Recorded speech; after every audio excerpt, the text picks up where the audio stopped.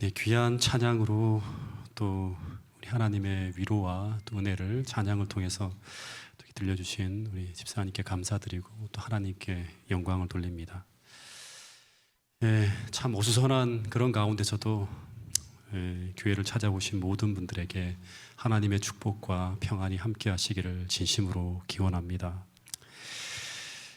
최근에 이 재림교회 아주 유명한 목사님이 이설에 빠졌다는 교단의 공식적인 입장이 발표되었는데 이것은 저에게도 굉장히 큰 충격입니다. 그리고 많은 사람들에게 아마 충격을 주는 그러한 이야기인데, 여러분, 저는 흔들림이 정말 오고 있다는 생각을 떨쳐버릴 수가 없습니다. 모든 것이 다 세차게 흔들리고 있는 시대에 정말 여러분들에게 정말 부탁드리는 것은 여러분 개인적인 신앙을 정말 잘 세워 나가야 됩니다. 그러니까 하나님과의 관계를 날마다 올바로 하고 내가 매일 매순간 하나님의 언약에 살고 있다는 것, 하나님과 교통하고 있다는 것을 매일 매순간 확인해야 됩니다. 너희가 믿음에 있는가? 너희 자신을 시험하고 확증하라. 너희 안에 그리스도께서 계신 것이 확인 안 되면 너희는 버리운 자라. 개인적인 신앙 체험을 계속하면서 이 마지막 순간을 지나가야 된다고 생각을 합니다. 더하여서 여러분 정말 예언의 신을 많이 읽고 묵상했으면 좋겠습니다. 하나님이 주신 이 빛이 얼마나 진실하고 적실한 것인지 여러분이 경험하지 않으면 정말 유명한 목사님, 훌륭한 분들이 그것이 아니라고 할 때 흔들릴 수가 있는 것입니다. 그리고 제가 이게 흔들림의 시대라고 하는데, 제가 이 설교는 제가 나중에 준비해서 한번 좀 여러분들과 나눌 텐데, 흔들림은 하나는 내부적으로 옵니다. 또 하나는 외부적으로 옵니다. 내부적 흔들림은 뭔가 하면 이설을 통해 오는 거예요. 그러니까 성경적이지 않은 진리를 가지고 교회 안에 들어오고 그것에 흔들리게 되는 거예요. 특별히 훌륭하신 분들이 이제 이설을 가지고 우리를 흔들 때 많이 흔들리게 되겠죠. 또 하나는 이 외부적인 흔들림은 핍박과 고통이라는 고난을 통해 옵니다.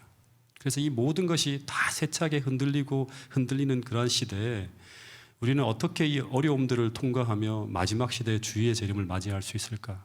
성경 하나하나가 여러분으로 하여금 재림을 준비하는 신학으로 무장시켜야 된다고 하는 것입니다. 지난 시간부터 계속 욥기를 공부하고 있는데, 이 욥기를 통해서 우리는 마지막 흔들림을 통해서 우리가 어떻게 견뎌나가고 가야 되고, 이 고난이라고 하는 것은 어떻게 찾아오는 것인지에 대한 것들을 여러분 정말 성서적인 어떤 이 답을 가지고 이 마지막 시대를 살았으면 좋겠습니다. 이 욥기는 2주 전인데요. 왜 안 넘어? 잠깐만요. 욥기는 모세가 미디안 광야에서 쓴 책입니다.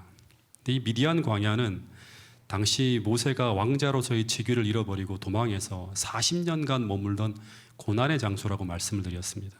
그래서 이 책의 기록 목적은 첫 번째는 미디안 광야에서 고난 중에 있는 모세를 위해, 그리고 더하여서는 그 시대 이집트에서 혹독한 종살이로 고통 중에 있는 이스라엘 민족을 위해 쓰여진 책이 바로 욥기입니다. 당시 출애굽 직전 이스라엘 백성들에게는 이해할 수 없는 고난이 찾아오고 있었다고 말씀을 드렸습니다. 출애굽의 시작은 왜 하나님의 백성에게 이런 고난이 닥쳐오는지 이 의문으로부터 시작되어집니다. 그리고 출애굽 중반에는 왜 우리가 홍해를 건너며 구원을 받았는데 왜 우리가 또다시 이 광야에서 이런 어려움을 당해야 되는지를 묻고 있어요. 성경에서 그 스토리가 그걸 묻고 있는 거예요. 다시 말해 당시 이스라엘 백성들은 끊임없이 이 고난에 대한 해석이 필요한 상황을 지나가고 있었습니다. 왜 내가 하나님의 백성인데 이런 고통을 당해야 됩니까? 라는 끊임없는 질문이 이어지는 상황이 계속되고 있었다고 하는 거예요. 근데 여러분, 이런 질문은 그때만이 아니라 욥만이 아니라 모든 시대를 통해 하나님 백성들에게 나타나는 질문입니다. 여러분, 아담 같은 경우도 마찬가지죠. 왜 그토록 의로운 내 아들 아벨이 돌에 맞아 죽어야 됩니까? 라고 이 의문이 시작되어지는 거예요. 창세기에서부터. 요한이 목에 잘라 비찰려서 비참하게 죽을 때 이런 질문을 하겠죠. 수많은 하나님의 백성들이. 사도 바울이 목에 잘려 비참하게 죽을 때 왜 하나님을 위해 그렇게 의로운 일을 했던 그 사람이 그렇게 죽어야 됩니까? 그리고 중세 암흑 시대 수많은 하나님의 종들이 고통을 당하며 죽어갈 때 당시 수많은 그리스도인들이 이런 질문을 했을 거예요. 왜 의로운 그들이, 왜 당신의 백성이 고통을 당해야 됩니까? 왜 하나님의 백성들이 고통을 당하고 있는데 하나님은 침묵하십니까? 이런 질문이 끊임없이 쏟아지고 있었을 것이라고 하는 것입니다. 그런데 그런 질문을 가지고 성경을 읽던 수많은 믿음의 노독들에게 그 질문의 대답처럼 주어진 한 권의 책이 바로 성경 중에 제일 먼저 쓰여진 책, 바로 욥기라고 하는 것입니다. 왜냐하면 욥기는 욥에게 벌어진 이해할 수 없는 고난에 대해서 이런 질문을 가지고 답을 찾아가는 이야기가 바로 욥기의 주제였기 때문입니다. 제가 최근에 이제 읽고 있는 책 중에 이 팀 켈러라고 하는 사람이 쓴 고통에 답하다라고 하는 책을 읽고 있는데요. 그 책의 내용에 보면 이제 이런 얘기가 나옵니다. 2012년도에 12월 14일 날 코네티컷주 뉴타운 지역의 한 초등학교에서 총격 사건이 벌어집니다. 그 사건으로 27명이나 되는 사람이 죽습니다. 근데 그 중에 20명이 누구인가 하면 그 학교를 다니는 5살에서 10세 이르는 초등학생이었다고 합니다. 이 초등학교는 어떤 학교였는가 하면 이 덴버리 교회에 자리 잡은 인근에 굉장히 평판이 좋은 그런 학교였다고 합니다. 그래서 그 학교를 보내는 부모들은 너무나 평안하고 안전하게 애들이 학교 생활을 하고 있다 생각하고 아무도 이런 일이 벌어질 거라고는 상상을 못했어요. 근데 마치 몇 년 전 우리나라에 세월호 사고가 터졌을 때처럼 그런 학교에서 아무런 죄 없는 어린아이들이 20명씩이나 무참하게 죽어가 나가는 사고를 보면서 그 부모와 가족과 그 사회는 거의 충격에 가까운 고통을 당합니다. 그러니까 믿을 수 없는 호러, 공포예요. 그러면서 한 10일이 지난 후에 2012년 12월 25일 그 사건이 벌어진 지 10일 후에 뉴욕타임즈에서는 한 기사가 올라옵니다. 근데 그 기사의 내용이 뭔가 하면 어째서입니까 하나님이라는 제목의 기사예요. 하나님 어째서입니까? 다시 말해 하나님 이 고난을 우리가 어떻게 해석해야 되는가에 대한 물음을 던지고 있는 기사가 올라옵니다. 근데 이 기사가 나가기가 무섭게 이 사건에 대한 해석과 반응이 막 쏟아지는데 어떤 사람은 윤회의 개념을 들고 나와서 이 생애에 당하는 고난은 전생에 저지른 죄를 갚는 과정이라고 하는 반응이 나오고 있고 어떤 철학자들은 고난은 인간을 더 강하게 단련한다는 식의 주장을 펴면서 저마다 그 고난을 해석하며 이 어두운 순간을 대응하기 위한 방법을 찾고 있었다고 합니다. 그러니까 고난을 이겨내려고 하는 거죠. 해석을 해야지만 이겨낼 수 있는 거 아니에요. 다시 말해서 가장 칠흑 같은 어두운 순간에 미국이라고 하는 사회가 모든 종교, 문화, 철학이 총동원되어서 이 수수께끼 같이 찾아온 이 고난을 해석하려고 하였다고 하는 것입니다. 그리고 수많은 사람들이 그 기사를 읽으면서 당시 가장 칠흑 같은 어두운 순간에 마음에 와닿는 빛을 하나를 잡으려고 몸부림치고 있었을 것이라고 하는 것입니다. 여러분, 근데 성경에 보면 이 마지막 시대를 지나가는 모든 인류는 난리와 난리의 소문과 전쟁과 기근과 질병과 끔찍한 범죄로 가득 찬 세상을 지나갈 것이라고 하고 있습니다. 그러면서 그리스도인들도 이런 고통으로 가득 찬 이 고난이라고 하는 어두운 터널 속을 지나가게 될 텐데, 그런데 그때 이 고난은 그리스도인들을 둘로 갈라지게 만들 것이라고 하는 거예요. 이 팀 켈러가 쓴 이 책에도 둘로 나누어진다고 하는 얘기를 해요. 재림교회에서도 이런 기별을 주고 있습니다. 근데 그때 이 고난으로 가득 찬, 고통으로 가득 찬 어두운 터널 속을 지나가게 될 때 그때 이 고난은 둘로 나누어지게 만드는데 한편으로는 수많은 그리스도인이라 불리는 사람들이 이 고난이라고 하는 흔들림 속에서 신앙을 잃어버리고 하나님을 떠나는 사람들이 있을 것이라고 하는 게 첫 번째 이야기입니다. 이 고난은 그래서 흔들림이에요. 흔들림. 욥도 마찬가지죠. 신앙이 없다면 흔들려 나가는 거예요. 또 한편으로는 이 고난을 통과하면서 그 반대 현상도 나타나는데 어떤 사람들은 이 고난이라고 하는 터널을 통과하면서 하나님을 더 깊이 만나기도 한다고 하는 거예요. 이 팀 켈러가 쓴 고난에 답하다라고 하는 제목의 원제목이 뭐냐 그러면 고난에 답하다고 하는 것은 우리가 해석한 거고요. 이 번역자가 실제로는 뭐냐 그러면 walking with God, 하나님과 함께 걷는 거예요. through 뭐를 통해서 pain and suffering, 고통과 고난을 통과하면서, 다시 말해서 고난과 고통을 통해서 하나님과 함께 걸어가기라고 하는 게 원제목이에요. 고난 속에서 하나님을 더 깊이 만나는다고 하는 것을 의미하는 것이죠. 여러분, 저는 성경을 읽으면서 대부분의 그리스도인들이 고난 속에서 나의 하나님을 만납니다. 고난 속에서. 근데 그 고난 속에서 하나님을 만난다고 하는 것은 굉장히 어떻게 보면 추상적인 얘기죠. 사람들은 고난 속에서 하나님을 만난다고 하면 뭔가 하나님을 만난 특별한 느낌과 가슴 뭉클한 어떤 황홀한 감정을 말하는 거예요. 막 찬미하면서. 근데 그것이 아니라 그 칠흑 같은 고난 속에서 하나님께서 주시는 교훈과 빛을 받고 나의 그 고난을 해석하며 시대의 고난을 해석하며 그 고난을 이겨내며 나가는 것을 이야기하는 거예요. 그게 하나님을 만나는 거예요. 네. 여러분, 만약 당시 출애굽 당시 이스라엘 백성들이 그 광야에서 고난을 당하는 가운데 그 당시 그 시대 이스라엘 백성들에게 주신 빛인 이 욥기를 통해 주시는 교훈을 그들이 만약 잘 배우고 잘 받았다면 그들은 그 광야라는 고난을 해석하며 가나안까지 성공적으로 나갈 수 있었지 않았을까? 저는 그렇게 생각을 해요. 아마 어려움을 당할 때마다 먼저 주어진 이 빛인 이 욥기와 창세기를 통해서 계속 모세는 가르쳤을 거예요. 그 백성들에게. 이 어려움을 이렇게 해석한다고. 네. 여러분, 욥기서 1장을 보면 욥은 당시 하나님의 백성으로서 정말 경건하게 살아가고 있었어요. 그 결과 그는 하나님의 은혜와 축복 속에 살아가고 있었습니다.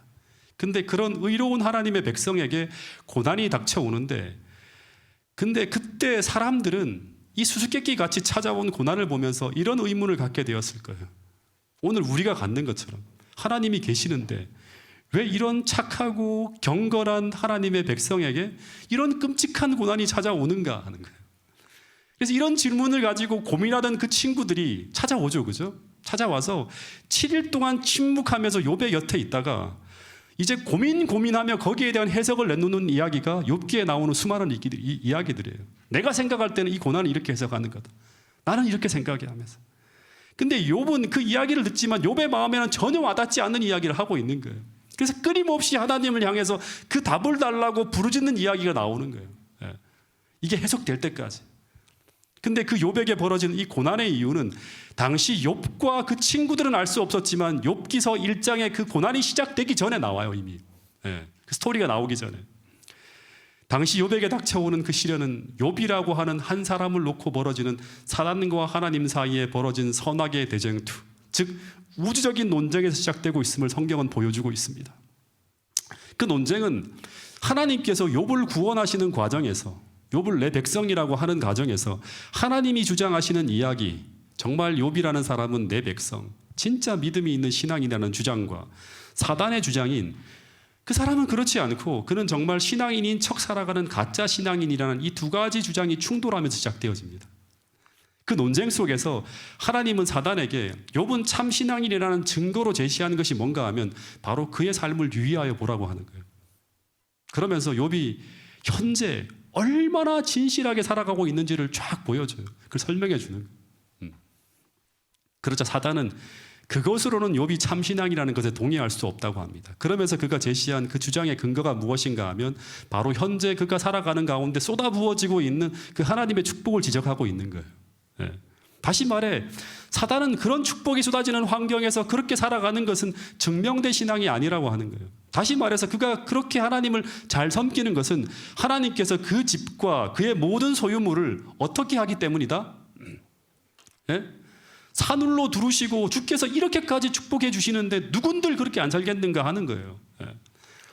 그래서 욥이 신앙하는 이유와 까닭이 물질에 있다면 그것은 참 신앙인이 아니라고 하는 거예요. 여러분, 이 말은 일리 있는 말 아닙니까? 여러분, 우리도 기복신앙을 참된 신앙이라고 하지 않잖아요. 그래서 이 일리가 있는 주장 때문에 그것을 확인하는 시험이 시작되어졌다고 하는 것입니다. 그래서 사단이 뭐라고 하는가 하면 지금 당장 그를 두르고 있는 그의 축복을 다 거두어 보시라고. 근데 만일 그때도 욥이 동일하게 하나님을 섬기며 하나님을 경외한다면 그러면 그의 신앙이 진짜라고. 그래서 내가 하나님이 주장을 인정하겠다고 하는 것입니다. 그래서 우주 장자총회에 참석한 모든 우주거민도 사단이 말하는 이 주장이 틀린 것이 아니고 설득력이 있는 주장이기 때문에 함께 확인해 볼 수 없다고 하는 그런 이제 이야기가 나오기 때문에 그런 상황 속에서 욥에게 시험이 닥쳐오는 것입니다. 여러분, 그래서 어떻게 보면 이 욥기는 정말 중요한 주제 중에 하나인데요. 우리가 왜 하나님을 섬기고 있는가라는 이 물음을 가지고 우리 신앙의 동기와 우리 속에 있는 하나님을 향한 사랑과 믿음을 이 고난이라고 하는 것을 통해 확인하는 과정을 담은 빛입니다.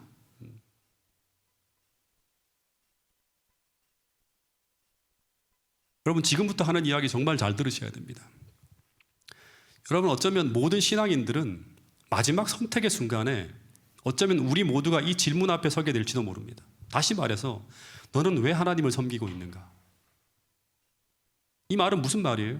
나는 정말 참 신앙인인가를 시험하는 순간을 만나게 될 수 있다고 하는, 이게 바로 뭔가 하면 조사심판이에요. 조사심판. 여러분 욥기를 통해 제가 깨달은 한 가지는 하나님은 우리를 평가하고 심판하실 때 단 한 가지만 보시게 될 거예요. 다시 말해 하나님은 우리의 믿음의 정도가 어느 정도인가, 즉 얼마나 특별하고 대단한 믿음을 가지고 있는가가 아니라 오늘 내가 하나님을 믿고 살아가는 이 신앙이 정말 하나님을 사랑하는 정말 참 신앙인인가, 아니면 하나님을 전혀 사랑하지도 않는데 사랑하는 척, 전혀 믿음이 없는데 믿음이 있는 척하는 가짜인가 하는 거예요. 다시 말해 우리 안에 담긴 것이 진짜인지 가짜인지를 시험하는 거예요. 더 잘하는 것과 더 못하는 것의 문제가 아니라 정말 중요한 것은 진짜가 담겨 있는가 아니면 가짜가 담겨 있는가 하는 것입니다. 우리의 연약하고 약한 기질의 문제가 아니라 정말 하나님을 사랑하는 참된 믿음이 있는가 없는가의 문제를 찾으신다고 하는 거예요. 여러분 이거 정말 중요한 거예요. 이거 여러분 놓치면 안 돼요. 얼마 전에 이 다인이를 급능력으로 태워주다가 다인이가 제게 이런 이야기를 하더라고요.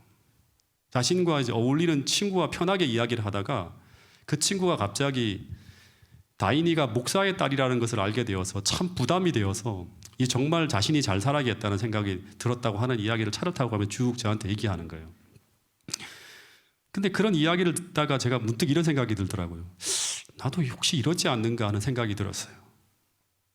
여러분 우리가 진실하고 정직하게 정말 믿음이 있는 행동을 하는 그 행위의 동기가 주님을 사랑해서 주님과의 사랑의 관계 속에서 나오는 것이 아니라 누군가에게 보여주기 위한 것이라면 그것은 언젠가 그 누군가를 의식하게 하는 그 눈길을 피하게 되는 순간 우리는 이전의 모습으로 돌아가게 되는 것이 아닌가 하는 생각이 들었어요. 여러분 그래서 그때 제가 다인이에게 어떤 이야기를 해주었는가 하면 그 친구와 주변 사람들에게 보여주기 위한 신앙이 아니라 정말 너의 하나님을 만났으면 좋겠고 그래서 정말 너가 진짜 참신앙을 소유했으면 좋겠다는 이야기를 해주었습니다. 여러분 우리 안에 있는 신앙이 바울이 얘기하는 것 중에 제일 중요한 성경절 중에 하나가 갈라디아서 5장 6절이에요. 갈라디아서 5장 6절에 어떤 말이 나오는가 하면 할례나 무할례나 소용이 없대. 그리스도를 사랑하는 믿음 안에서 역사하고 만들어지는 참된 믿음뿐이다. 그리스도를 사랑하는 믿음에서 역사하고 만들어지는 참된 신앙이 아니라면 우리 안에는 남는 게 없어요. 그리스도를 사랑하는 믿음에서 역사하고 만들어지는 참된 신앙이 우리 안에 있다면 누가 보지 않더라도 홀로 있더라도 주님을 의식해서 주님을 사랑해서 함부로 행하지 않은 행동을 만들어낼 수 있을 것이라고 하는 거예요. 그래서 가짜는 혼자 있을 때 흐트러지고 다 무너집니다. 가짜는 교회에서와 집에서 완전히 달라집니다. 왜냐 그러면 남들을 의식하는 눈길 속에 살아가고 있기 때문에. 여러분 다시 이야기합니다. 주님이 마지막 날 찾고 있는 것은 진짜 하나님의 백성이에요. 다시 말해서 믿음이 좋은 사람만 찾는 것이 아니라 진짜 거듭난 사람, 그 안에 그리스도의 생명이 그리스도를 사랑하는 사랑으로 담겨 있는 사람을 찾고 있다고 하는 것입니다. 그래서 우리 안에 담겨 있는 것이 정말 진짜라면, 진짜 그리스도가 그 안에 담겨 있다면 그 사람은 하나님의 것이기 때문에 하나님이 끝까지 책임질 거예요. 연약하더라도 부족하더라도 그 신앙은 반드시 자라나게 됩니다. 왜냐하면 그것은 하나님의 생명을 가지고 있는 진짜이기 때문에. 그런데 그것이 가짜라면 그 안에 하늘의 생명이 없기 때문에 우리 안에 아무런 변화도 일으키지 못합니다. 그래서 그것은 때가 되면 시험을 통해서 거짓으로 드러나게 된다고 하는 것이 성경의 이야기입니다. 여러분 그래서 바리새인들이 무너진 것은 율법주의이기 때문에 무너진 것이 아니라 더 정확하게 말하면 그 안에 아무것도 없는 가짜가 담겨 있었기 때문에 무너진 것이라고 하는 거예요. 여러분 그래서 저는 자꾸 그 사람의 기질적인 연약함과 부족보다는 그 사람이 정말 순수한 마음을 가지고 정말 진실하게 하나님을 찾고 있는 분인지를 자꾸 보게 돼요. 여러분 그래서 욥이 얼마나 특별한 신앙을, 얼마나 위대한 신앙을 가지고 있는지를 보여주는 것이 아니라 실제 그 시험의 핵심은 욥과 하나님과의 관계가 정말 진짜인지 아니면 그 모든 것이 위선이고 가짜인지 그것을 확인하는 거예요. 여러분 그래서 이 검증은 오늘 우리 모두에게도 우리에게 맡은 시험을 통해서 하나님은 검증하고 계신다고 하는 사실을 꼭 기억해야 된다고 하는 사실입니다. 여러분 한번 물어보겠습니다. 자식이 부모를 섬기는 이유가 무엇입니까? 부모를 섬기면 부모로부터 나에게 돌아오는 것이 많기 때문에, 그것이 나에게 어떤 유익을 가져다 주기 때문에, 단지 그런 것 때문에 우리가 부모를 섬기려 한다면 그것은 부모를 참되게 섬기는 것이 아니라 부모를 섬기는 척 하는 것이죠. 그리고 그런 동기를 가지고 부모를 섬기는 자식들은 언젠가 부모가 병들고 가난하고 자식에게 나누어 줄 것이 없게 되면 그들은 그 순간 이전과 다르게 행동하게 되겠죠. 이것은 그들이 진짜 부모의 몸에서 태어났다 하더라도 가짜 자식이에요. 그 자식들은. 여러분, 다시 물어보겠습니다. 자식이 부모를 섬기는 이유가 무엇인가요? 그것은 내가 그분의 참 자식이기 때문에, 그분이 나의 진짜 부모이기 때문에 섬기는 것입니다. 그래서 부모가 가난하고 병들어서 부모로부터 어떤 혜택이 돌아오지 않는다 해도 우리가 부모를 최선을 다해 섬겨야 되는 이유는 그분들이 나를 이 땅에 존재하게 하신 분이기 때문에, 그분들이 나를 위해 희생하신 그 사랑을 알기 때문에 우리는 부모를 섬기게 된다고 하는 것입니다. 마찬가지로 성경 욥기는 오늘 우리가 하나님을 섬기는 이유도 같아야 된다고 하는 것입니다. 우리가 하나님을 섬기는 이유는 그분이 나를 이 땅에 존재하게 하셨고, 그리고 우리를 살리기 위해 자신의 생명을 주실 만큼 큰 사랑을 베풀어 주셨다는 것을 우리가 알기 때문에 우리는 하나님을 섬기는 것입니다. 근데 이 마음은 모든 거듭난 그리스도인의 마음 속에 주님은 이 마음을 심어주셨다고 하는 거예요. 그래서 시험은 주님이 주신 것을, 심어준 것을 간직하고 있는지 그것을 확인하는 거예요. 그래서 복음서에 보면 이것이 천국의 씨앗이라고 표현되어지고 있는 것입니다. 근데 이 생명의 씨앗은 마음속에 심겨져 있기 때문에 그것은 행동을 통해 드러나지 않으면 확인할 수가 없어요. 근데 그것을 확인할 수 있는 방법은 무엇인가 하면, 능력이 있는 부모가 능력이 있어 자식들에게 잘해줄 때는 알 수가 없죠. 그래서 잠시 돈 많은 부자이고 능력 많은 아버지 같았던 하나님이 갑자기 가난한 아버지로, 무능한 아버지로 변해서 욥을 위해서 그 어떤 것도 지켜주지 못하는 것처럼 보이는 현상이 벌어지게 되는 것입니다. 여러분, 그래서 오늘 우리에게도 정말 능력 많으신, 사랑이 많으신 하나님이 갑자기 내 인생의 밤에 침묵하시는 것처럼 보이고 잠시 나를 지켜주지 못하는 것처럼 보이는 현상이 벌어질 때, 그때 우리 모두는 흔들리고 고민하게 되겠지만 결국 그 안에 참 믿음이 있는 사람은 끝까지 인내하며 믿음으로, 하나님을 믿기 때문에 그 상황을 믿음으로 지나가게 될 것이라고 이야기하는 것입니다. 여러분, 어쨌든 그런 이유로 욥을 둘렀던 그 평안하고 행복한 환경이 갑작스럽게 그 하늘 천상의 회의를 통해서 확 바뀌어지기 시작합니다. 13절에 보면 이제 비극이 시작되어지는데 한번 읽어볼까요? 욥기서 1장 13절 말씀입니다. 시작.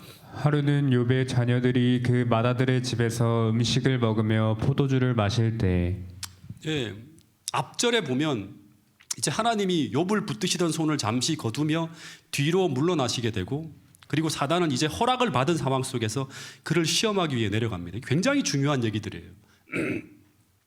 근데 이때 본문을 보면 욥과 그의 가족들은 아무것도 모르죠. 위에서 벌어진 게 어떤 일이 벌어진지 몰라요.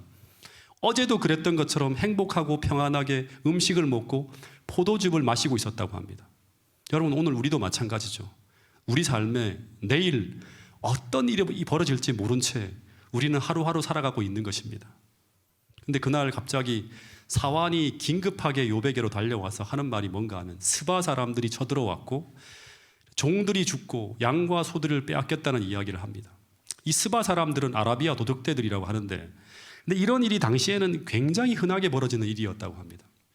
왜냐하면 당시 팔레스타인 일대는 이런 도덕적인 관념이 없는 잔인한 도적대들과 그리고 그런 약탈을 전문으로 삼는 도적들이 도처에 깔려 있었기 때문에 욥이나 아브라함이나 이런 사람들이 이런 재난을 당하지 않고 한평생 살아간다는 것은 거의 기적 같은 일이었다고 합니다. 근데 그런 위험한 환경에 둘러싸인 가운데도 욥과 아브라함과 이삭이 살았다고 하는데, 그런데 그곳에서 그런 거부가 되어서도 대체로 평화롭게 살았다고 하는 것은, 성경에 이제 그런 기술이 나오잖아요, 그죠? 이것은 무엇을 말하고 있는가 하면 그 배후에 하나님의 끊임없는 보호하심과 돌보심이 배후에 베풀어지고 있었기 때문이라고 하는 것입니다.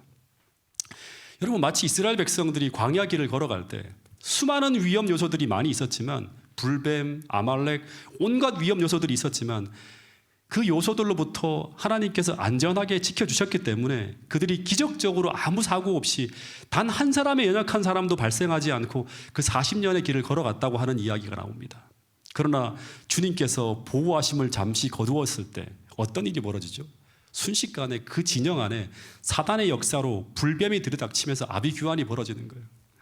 여러분, 마찬가지로 욥기서도 보면 아주 잠시지만 하나님의 보호하심이 잠시 거쳐지자마자 욥의 생애에 어떤 일이 벌어지는가 하면 순식간에 도적대들이 욥의 재산을 약탈하기 위해 여기저기서 들이닥치면서 모든 인생의 불행의 요소들이 다 몰아닥치는 걸 볼 수 있습니다. 여러분, 이것은 계시록 7장에 보면 하늘에 네 바람을 붙들고 있는 천사들이 재난을 막고 있다고 하는 거죠. 근데 그 천사들의 손이 거두어지면 세상에 온갖 재난들이 닥쳐오는 것처럼 똑같이 욥의 삶을 지키시는 하나님의 천사가 하나님의 명령에 의해서 잠시만이라도 손을 놓자마자 사단은 그가 할 수 있는 범위 내에서 최대한의 재앙을 몰고 욥에게 다가오는 것을 볼 수 있습니다. 여러분, 마찬가지로 오늘 우리가 살아가는 이 사회와 세상을 보면 욥의 시대처럼 우리를 위협하는 온갖 위험과 사고로 가득 찬 세상 한가운데 우리가 살아가고 있음을 우리가 알아야 돼요. 얼마나 위험한 세상 가운데 살고 있는지 우리 알아야 돼요. 제가 며칠 전에 이 설교를 준비하면서 하루 동안에 벌어진 사회면 기사를 잠깐 봤는데요. 이런 기사가 나오더라고요. 새벽에 오토바이를 타고 가던 10대 둘이 그냥 멀쩡하게 터널벽에 이제 충돌하면서 17살짜리예요. 이 꽃다운 나이에 두 아이가 머리를 크게 다쳐서 사망하는 사건이 벌어집니다. 그럼 이 가정은 어떻게 되죠? 이 가정의 이야기는 안 나오잖아요. 이 두 부모를 둔 가정은 거의 지옥으로 변하는 거예요. 그렇죠? 그리고 그날 벌어진 사고예요. 충남 공주시 한 건물에서 전기 공사를 하던 분이 6층 아래로 떨어져 돌아가셨어요. 한 번도 그런 사고를 당하지 않고 60까지 그냥 계속 이 공사를 하시던 분인데 그날 사고로 돌아가신 거예요. 한 가정이 갑작스럽게 죽는 일이 벌어졌습니다. 이 가정은 지옥으로 변하는 거겠죠. 그리고 그날이에요. 오후 4시에 부여의 마을 도로에서 경운기를 몰던 사람이 도로를 이탈해갖고 평소에 잘 가시던 할아버지인데 이 경운기가 논으로 추락합니다. 그러면서 경운기에 깔려서 사망을 했다고 하는 소식이 나옵니다. 그리고 그날이죠. 서해 고속도로에서 덤프트럭이 승용차와 추돌해서 승용차에 타고 있던 23살 여성이 죽고 나머지 가족 3명이 같은 가족이에요. 평안하게 놀러 가던 가족이 3명이 큰 사고로 다치는 사고가 발생합니다. 여러분, 이런 사고 이야기가 사회면에 아주 짤막하게 실리고 있고 그리고 아나운서들은 아주 감정 없이 담담하게 이 소식을 전하고 있기 때문에 이 비극적인 사고가 나와는 전혀 상관없는 일처럼 우리는 느껴질 때가 참 많습니다. 여러분, 그러나 이 비극적인 사고와 이런 비참한 인생의 고통은 매일매일 수많은 가정에서 벌어지고 있는 일이라고 하는 것입니다. 일어나고 있는 일이에요. 다시 말해서 이 죄악으로 가득 찬 세상에서 사단이 활동하는 이런 세상에서 이런 일은 누구에게나 닥칠 수 있는 일이라고 하는 것입니다. 근데 그럼에도 불구하고 오늘 우리 가족들이 특별한 사고나 흉악한 범죄나 이런 무서운 재난을 당하지 않고 하루하루를 이만큼이라도 이렇게 건강하게 살아가고 있다고 하는 것은 사실 우리가 잘 살아서가 아니라 그 배후에서 우리를 돌보시는 하나님의 기적적인 돌보심이 있다는 사실을 오늘 우리가 믿음으로 기억하고 항상 감사할 수 있게 되기를 간절히 바라겠습니다. 그래서 욥은 이런 사실을 알고 있었기 때문에 아마 이렇게 말했을 거예요. 양과 소를 잃는 것은 아무런 문제가 없다. 그러나 무고한 종들이 죽은 것은 너무나 안타까운 일이다. 극진하게 장례를 치러주라고 했을 것입니다. 그러면서 그 순간에도 믿음으로 하나님을 경외하는 마음이 흔들리지 않습니다. 그런데 놀라운 것은 그날의 시험은 이것으로 그치지 않았다고 하는 거예요. 재난을 막 수습하고 있는데 곧 그날 또 한 사환이 달려와서 하는 말이 이번에는 아라비아 도둑대들이 아니라 하늘에서 이해할 수 없는 불이 내려왔다고 하는데 이 사단이 던지는 거죠. 이 불은 아마 천둥과 번개가 내려치는 걸 거예요. 번쩍번쩍하는 불 같은 것이 땅에 떨어지더니 양 7,000마리와 종들이 한꺼번에 지지직 하더니 다 쓰러지면서 그 자리에서 몰살했다고 하는 이야기가 살아있는 한 명의 종에 의해서 전해집니다. 근데 그런 사이에 또 다른 사환이 달려와서 하는 말이 그 사환이 말하고 있는 중에 또 다른 사환이 날라오는 거예요. 이번에는 갈대아 사람들이 새 무리를 지어서 갑자기 나타나서 낙타를 보호하는 종들을 다 죽이고 낙타마저 다 뺏어갔다고 하는 이야기가 나옵니다. 다시 말해 걷잡을 수 없는 재난이 한순간에 쓰나미처럼 몰려와서 모든 것을 다 쓸어버리는 거예요. 근데 여러분, 이런 일이 세상의 악인에게 닥쳐온 것이 아니라 의로운 욥, 정말 하나님 앞에 거의 완전하게 살아가던 욥에게 벌어지고 있었다고 하는 거예요. 여러분, 어쩌면 이것은 계시록 7장에 하나님의 종들의 이마에 인이 다 쳐지고 난 다음에 어떤 일이 벌어지죠? 내 천사가 바람을 놓을 때, 다시 말해 사단이 마음대로 세상을 휘저을 때, 그때 그리스도인의 삶에도 벌어질 수 있는 일이라고 하는 것입니다. 근데 욥에게 일어난 이 이야기를 어떻게 비유하면 좋을까 제가 한번 생각해 봤어요. 이제 욥은 그야말로 잘 나가던 그 당시에 대기업의 회장이었는데 한순간에 알거지가 되는 거예요. 여러분, 옛날에 김우중 회장인가요? 이 사람이 80년대, 70년, 90년대 잘 나가던 정영견 회장에다가 가장 빠르게 성장하는 기업으로 한국을 대표하는 글로벌 기업의 회장이었는데, 근데 이 사람이 그 정점에서 갑자기 뭐가 터지죠? 자기하고 상관없이 IMF가 펑 터지면서 회사가 유동성 위기에 빠지더니 그 거대한 회사가 순식간에 부도가 나면서 망하게 되는 것을 보았습니다. 근데 그 상황에서 이 사람이 너무나 큰 충격으로 어떻게 되는가 하면 뇌졸중으로 쓰러집니다. 평생 일궈온 대기업이 하루아침에 무너지는 걸 보면서 견딜 수가 없는 거예요. 지금 욥이 당하고 있는 일이 바로 이런 일이었습니다. 근데 그때도 욥은 흔들리지 않습니다. 그러자 사단은 이제 하나님이 허락하신 범위 내에서 그가 할 수 있는 마지막 시험을 욥에게 가하려고 하는데, 이거 다음에 또 있어요. 증명됐는데 욥은 사단을 하나 더 해야 된다고 해서 한 번 더 나가요. 근데 이게 어떻게 보면 가장 가슴 아픈 거였어요. 그 다음 것보다 더 힘든 게 이거였어요. 그게 바로 뭔가 하면 사단이 이제 하나님이 허락하신 범위 내에서 그가 할 수 있는 마지막 시험을 욥에게 가하려고 하는데, 그것은 바로 욥의 사랑하는 자녀들에게 손을 대는 거예요. 정신없이 막 욥이 사태를 수습하고 있는데 마지막으로 들려오는 이야기가 광풍이 몰아쳐서 큰아들 집이 무너져 내려서 그 집에서 같이 식사를 하던 자녀들이 다 죽었다고 하는 이게 비보가 들려옵니다. 근데 이 일이 얼마 동안 벌어졌다고요? 하루 안에 다 벌어졌어요. 하루 안에. 놀랍죠? 하나님께서 잠시 손을 거두고 허락을 하면 사단은 다 쓸어버리는 거예요. 하나님께서 고개를 돌리고 보호하심의 손을 거두자마자, 사단의 손길이 닿자마자 모든 것이 다 날아가 버리는 불행한 일이 벌어질 거예요. 그런데 욥이 이 상황에서 어떻게 이 비호를 받았을까? 여러분, 이 정도 상황이면 우리 신앙이 흔들리는 정도가 아니라 정신이 나갈 정도가 될 거예요. 하나님이 계시다면 왜 이런 일이 나에게 일어나게 됐을까? 짧게 기사가 나오지만 깊이 묵상해 봐야 돼요. 하나하나 기사를. 너무나 기가 막힌 상황이 도래한 것입니다. 그래서 욥도 이 상황에서 더 이상 견디지 못하고 일어나서 어떻게 합니까? 겉옷을 찢어요. 그리고 머리털을 밀고 땅에 엎드려집니다. 그리고 펑펑 웁니다. 사단이 요구한 것은 처음에는 여기까지였어요. 사단은 이제 모든 것을 거두었을 때 이제 욥이 어떻게 하는지를 보자고 했죠. 그것이 바로 욥의 진정한 모습이라고 했고, 하나님은 욥이 견딜 수 있는 그 사람의 어떤 성격과 기질과 모든 것을 다 보고 난 다음에, 빛을 준 걸 보고 난 다음에 여기까지 해보라고 허락을 한 거예요. 감당할 만큼만 주시는 거예요. 여러분들에게 아마 그런 일이 안 닥칠 거예요. 걱정하지 마세요. 근데 사단과 하나님과 사단, 그리고 온 하늘 거민은 이제 욥이 어떻게 하는지를 숨을 죽이고 지켜보고 있었을 거예요. 이 한 사람에게 어떻게 반응하는지를 봐야 되는 거예요. 근데 욥이 펑펑 울다가 드디어 엉엉 울다가 이제 드디어 입을 열어 하는 말이, 하나님을 욕하고 원망하고 하나님을 불신하는 그런 말이 나오면 사단이 와, 내 말이 맞지 그랬을 거예요. 근데 그런 말이 아니라 그는 이런 말을 했고, 그리고 이런 행동까지 했다고 합니다. 아마 온 하늘은 이 욥의 행동을 보면서 기뻐했을 것입니다. 지금 욥에게 벌어지는 것은 뭐다? 선악의 대쟁투의 핵심이에요. 온 우주 거민이 초집중하면서 바라보고 있는 우주적인 대쟁투 속에서 벌어지고 있는 거예요. 사단은 지구가 내 것이고 그 증거로 모든 사람이 따르고 있다고 하는데, 하나님은 그렇지 않다. 내 종 욥을 봐라. 그 사람은 내 편이라고 하는 거예요. 지구는 너의 것이 아니다라고 하는 거예요. 여러분, 이때 욥이 했던 그 이야기를 같이 한번 읽어보겠습니다. 욥기서 1장 20절부터 22절 말씀인데 이게 너무너무 중요한 말씀입니다. 같이 한번 읽어보겠습니다. 시작. 욥이 일어나 겉옷을 찢고 머리털을 밀고 땅에 엎드려 예배하며 이르되, 내가 모태에서 알몸으로 나았사온즉 또한 알몸이 그리로 돌아가올지라. 주시니도 여호와시오 거두시니도 여호와시오니 여호와의 이름이 찬송을 받으실지니이다 하고, 이 모든 일에 욥이 범죄하지 아니하고 하나님을 향하여 원망하지 아니하니라. 여러분 지금 욥이 통곡을 하고 펑펑 울고 있는 거예요. 펑펑 울면서 무엇을 하고 있는가 보세요. 무엇을 하고 있는가?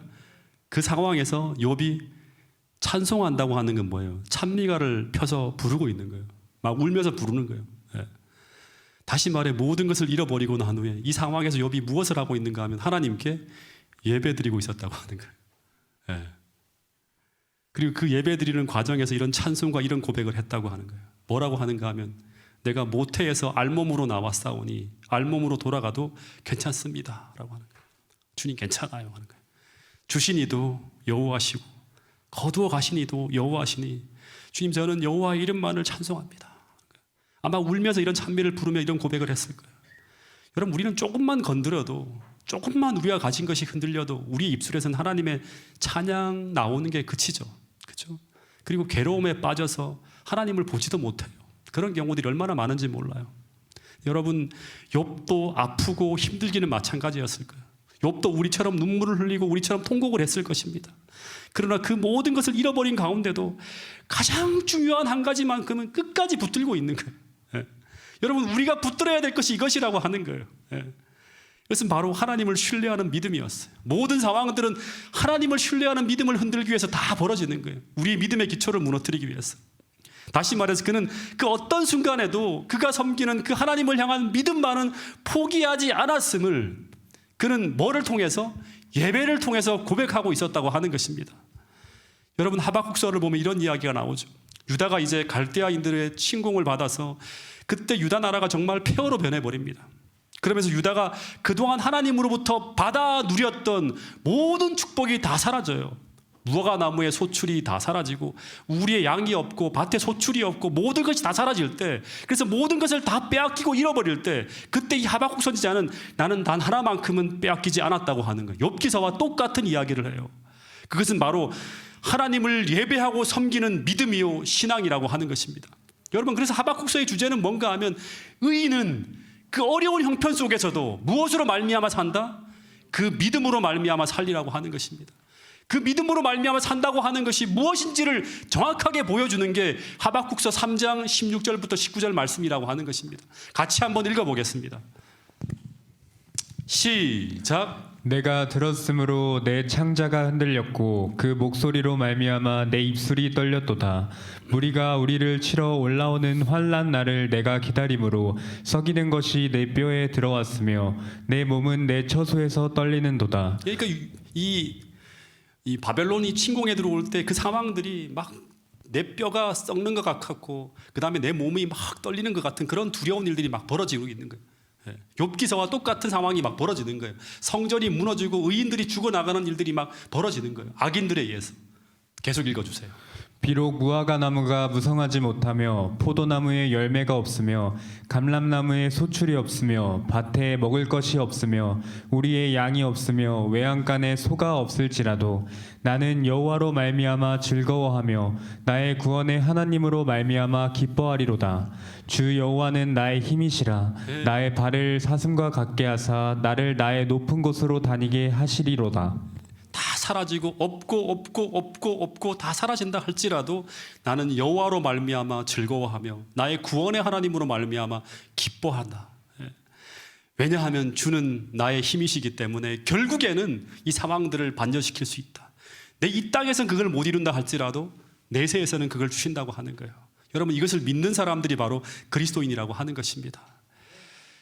최근에 제가 어려움을 겪고 있는 집사님들의 가정을 방문하면서 우리 김수홍 집사님, 한정숙 집사님, 또 김순진 집사님, 김무송 장로님, 그리고 우리 정원선 집사님 아버지 되시는 정장로님 가정, 그리고 전정선 사모님은 이제 전화로만 가끔씩 통화를 하고 했는데 너무나도 마음이 아팠어요. 왜냐하면 그분들이 너무나도 힘든 시간을 보내고 있기 때문입니다.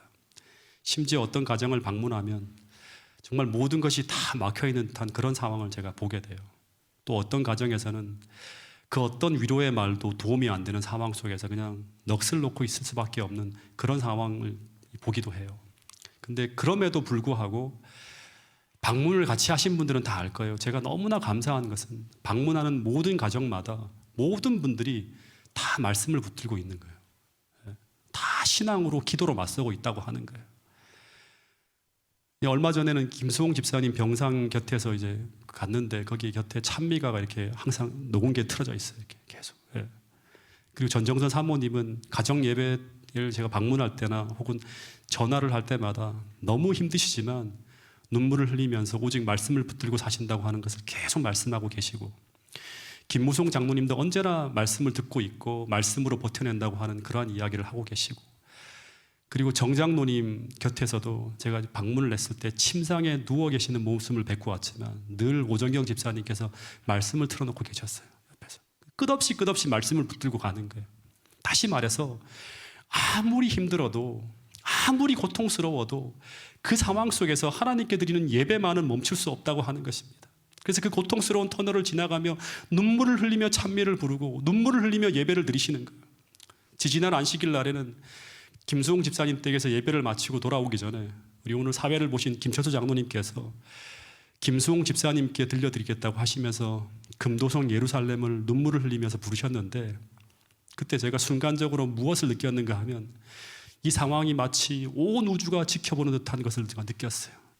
욥기서가 바로 그런 거거든요. 그 한 사람의 고통의 문제를 그들이 어떻게 응답하고 있는가를 보는 거예요. 온 우주가. 근데 마치 이 상황을 온 우주가 지켜보는 듯한 것을 느끼면서 순간 온 하늘이 승리의 함성을 울리면서 천사들이 찬미하는 듯한 너무나 장엄한 느낌이 순간적으로 제 마음속에 들었습니다. 여러분, 이 모습이 바로 미래의 일요일 휴업령 속에서, 야곱의 환난 속에서 우리에게 나타나야 될 여자의 남은 자손들의 모습, 예수의 믿음을 가지고 하나님의 계명을 지키는 모습이 아닐까 하는 생각이 들었어요. 끝까지 하나님을 붙들고 가는 거예요. 비록 무화과 나무가 무성치 못하며 포도나무에 열매가 없고 감람나무에 소출이 없고 밭에 먹을 것이 없고 우리의 양이 없으며 외양간에 소가 없을지라도 나는 여호와로 말미암아, 그분으로 말미암아 즐거워하며 나의 구원의 하나님으로 말미암아 기뻐하리로다. 주 여호와는 나의 힘이시라. 없고 사라지고 없을지라도, 다 사라질지라도 나는 내가 믿는 하나님만은 잃어버릴 수 없습니다. 이것을 예배를 통해 고백하는 사람들, 그 사람들이 바로 여자의 남은 자손이라고 하는 사실입니다. 여러분, 이 믿음을 오늘 우리 안에 없다면 다시금 주님께로 돌아가서 그 믿음을 달라고 고백하시고, 내 안에 주님을 통해서 심겨지는 진짜 참 믿음을 가질 수 있게 해달라고 고백하시면서 마지막을 견딜 수 있는 그러한 믿음으로 무장되어지는 사람들이 오늘 파주중앙교회 모든 성도들이 될 수 있기를 간절히 바라겠습니다. 여러분, 마지막 말씀입니다. 이 말씀은 눈을 감고 같이 들으면서 우리 마지막 말씀을 좀 생각해 보도록 하겠습니다. 하박국서 2장 1절부터 4절에 이런 말씀이 있습니다. 내가 내 파수하는 곳에 서며 성루에 서리라. 그가 내게 무엇이라고 말씀하실는지 기다리고 바라보며 나의 질문에 대하여 어떻게 대답하실는지 보리라 하였더니, 이 사람이 너무너무 가슴이 아파서 하나님 앞에, 주님, 왜 세상이 이렇게 돌아갑니까? 하면서 하나님 답해달라고 합니다. 2절, 여호와께서 내게 대답하여 이르시되 너는 이 묵시를 기록하여 판에 명백히 새기되 달려가면서도 읽을 수 있게 하라. 이 묵시는 정한 때가 있나니 그 종말이 속히 이르겠고 결코 거짓되지 아니하리라. 비록 더딜지라도 기다리라. 지체되지 않고 반드시 응하리라. 보라, 그의 마음은 교만하며 그 속에 정직하지 못하나 그러나 의인은 그의 믿음으로 말미암아 살리라. 여러분, 하박국은 지금 파수하는 곳에 서며 성루에 서서 그 하나님께서 내게 무엇이라 말씀하실지 기다리고 바라보며 나의 질문에 어떻게 대답하실지를 찾고 기다리고 있었습니다. 욥처럼. 근데 그 질문은 왜 하나님의 백성이 고통을 당해야 되고 왜 나의 고통에 대해 그리고 악에 대해서 침묵하신지를 묻고 있는 것이 바로 하박국서 1장의 질문들이에요. 근데 그때 하나님의 대답이 들려오는데 그것은 바로 이후에 전개될 예언의 말씀을 간직하라고 하는 것입니다. 그리고 종말이 분명히 이르지만 그 이후에 회복되어질 이야기가 예언되어지고 있다고 하는데 그것이 비록 더딜지라도 기다리라고 합니다. 지체되지 않고 반드시 응하게 될 것이라고 말씀하시는데, 그런데 의인은 이것을, 이 하나님의 말씀을 믿음으로 말미암아 산다고 하는 것입니다. 하나님의 백성은 이 말씀을 믿음으로 산다고 합니다. 여러분, 우리 모두 이 고난의 시대에 주님 주시는 그 사랑의 말씀을 믿음으로 끝까지 살아낼 수 있는 그 믿음을 달라고, 예수의 믿음을 달라고, 주님께서 가지신 그 믿음을 달라고 이 시간 우리 모두 잠시 기도하는 시간을 갖도록 하겠습니다. 다 같이 눈 감고 나의 고난에 대해서, 성도들이 겪고 있는 고난에 대해서 이 마지막 시대 해석할 수 있는 빛을 달라고 주님 앞에 간구하며 위로의 빛도 얻고 힘과 용기를 낼 수 있는 그 빛을 얻을 수 있는 이 기도의 시간 될 수 있기를 간절히 바라겠습니다. 다 함께 기도하겠습니다.